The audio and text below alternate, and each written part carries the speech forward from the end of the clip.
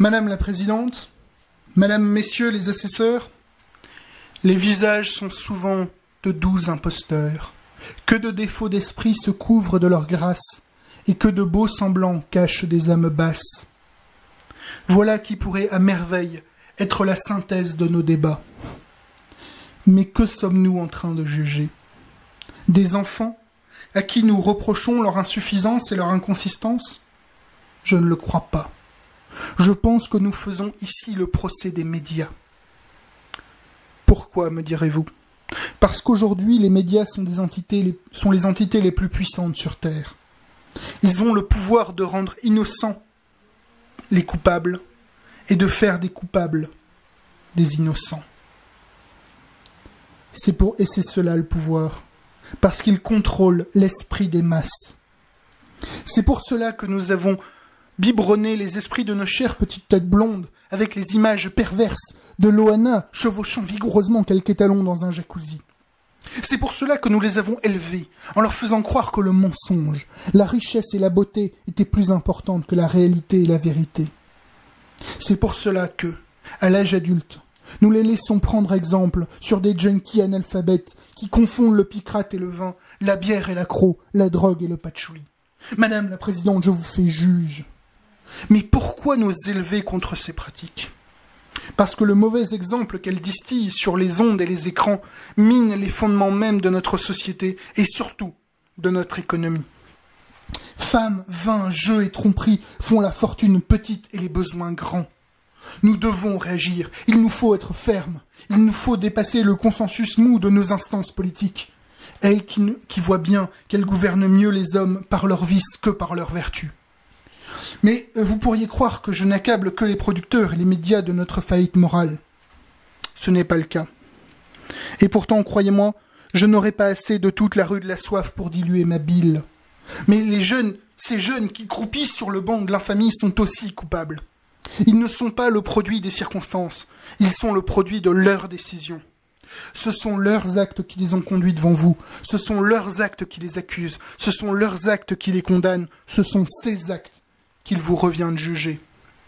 Néanmoins, et sans prendre les partis, mais bien le parti des accusés, ça fait moins mal, je vous demanderai quelque indulgence pour ces jeunes gens aux vies brisées par les cocktails les plus suspects. Certes, la détention a pour le moins le mérite d'offrir une bonne occasion de travailler sur sa propre conduite, corriger le mauvais et renforcer le bon qu'on porte tous en soi. Mais il ne me semble pas que l'environnement carcéral soit le plus effectif pour permettre la réinsertion à la société de ces personnes. Il faut d'abord qu'ils soient soignés. Il faut qu'ils restent dans la société. Ce moyen permettrait aux accusés de pouvoir indemniser l'association que je représente.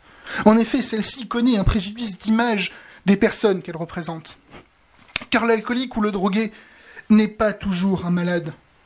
C'est souvent une personne joyeuse et intégrée dans la société. Combien d'étudiants, combien de VRP, combien de présidents de la République ont parfois cédé à un petit verre, une petite taffe entre amis? Rappelons-nous Verlaine, Baudelaire ou Apollinaire, recréant la langue française dans les vapeurs enivrantes de l'alcool ou de l'opium.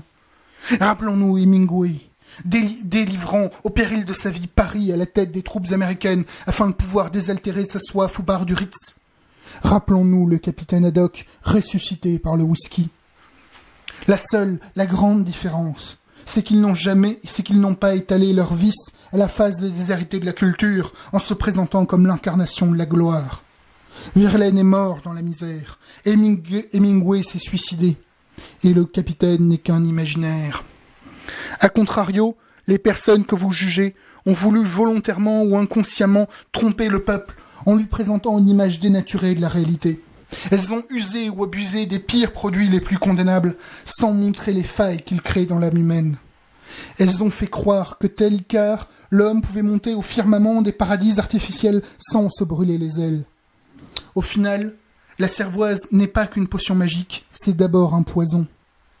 Mais regardez, Madame la Présidente, regardez la déchéance humaine réunie aujourd'hui sous vos yeux. Ce que les médias ont créé, ce ne sont plus des hommes, ce ne sont ni même des barriques, ce ne sont que des mensonges vivants. Aucun homme n'a assez de mémoire pour réussir dans le mensonge. Aucun homme ne devrait avoir à vivre dans le mensonge. Ce que je vous demande, Madame la Présidente, c'est une condamnation exemplaire, non pour ces pauvres enfants, mais bien pour les médias qui ont profité de leur faiblesse au détriment de mon client. Je vous demande donc la condamnation solidaire de l'ensemble des accusés au paiement de la somme de 50 000 € en réparation des différents préjudices de mon client. Et si j'osais, j'aimerais que les accusés soient condamnés à faire le plus grand pèlerinage, qu'ils aillent de Pampelune jusqu'à Bayonne et de Dax jusqu'à Mont-de-Marsan.